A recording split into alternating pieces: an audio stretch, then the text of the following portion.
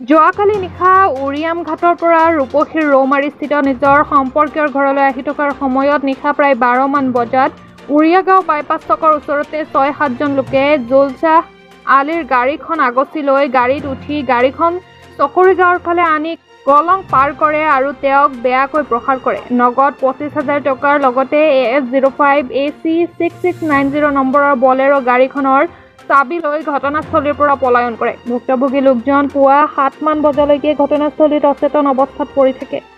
চেতনা ঘূৰাই পোৱাৰ পাছত তেওঁ আত্মীয়ৰ লগত যোগাযোগ কৰি ইটাচালে আৰক্ষী চকীত ন্যায় বিচাৰি গোচৰ ৰুজু কৰে।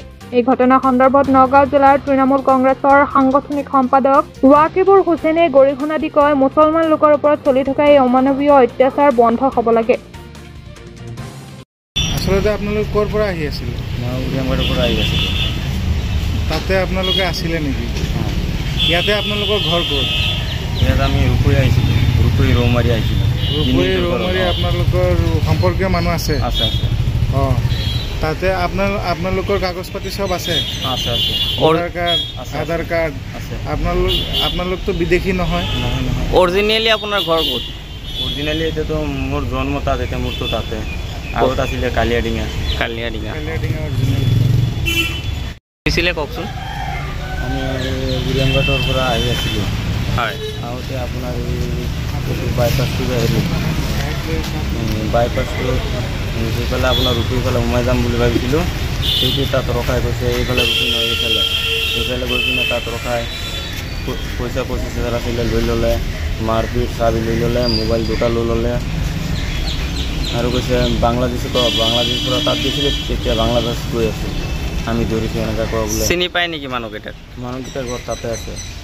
তাতে নমস্কাৰ, মই নগাঁও জিলা তৃণমূল কংগ্ৰেছৰ সাংগঠনিক সাধাৰণ সম্পাদক। আজি কিছু কথা ক'বলৈ আপোনালোকৰ আগত আহিছোঁ। চাওক, আজি কিছুদিন ধৰি উৰিয়ামঘাট উচ্ছেদ লৈ পেলাই যি আভুৱা মানে আমাৰ মাজত আহিছে, কিছুমান বাতৰি চেনেলত চাইছোঁ সন্দেহজনক নাগৰিক বুলি কৈছে, সন্দেহযুক্ত বাংলাদেশী বুলি কৈছে, বহুত কিবা কিবি আহিছে।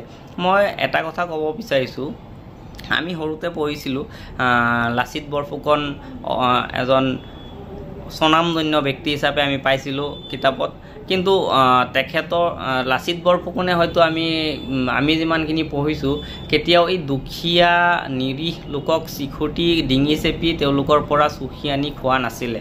কিন্তু এই লাচিত বৰফুকন যি আমাৰ অসমৰ স্বনামধন্য ব্যক্তি, তেখেতৰ নামত ভণ্ড কেইটামানে, মদাহী ভণ্ড কেইটামানে, শৃংখল চলিহাৰ নিচিনা ভণ্ড মদাহী নিজৰ কিডনী দুটা বেয়া হ'ল, মদ খায়, এতিয়া এই দুখীয়াৰ ডিঙি চেপি পইচা ওলাই চিকিৎসা কৰিবলৈ বিচাৰি আছে। এই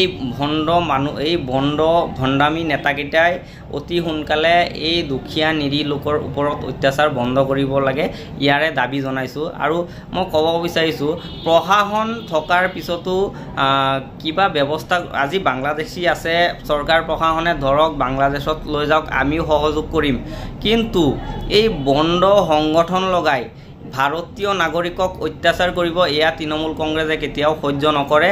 আৰু যদি এয়া বন্ধ নহয়, তৃণমূল কংগ্ৰেছ দলৰ ফালৰ পৰা অতি সোনকালে আন্দোলন গঢ়ি তোলা হ'ব। ধন্যবাদ।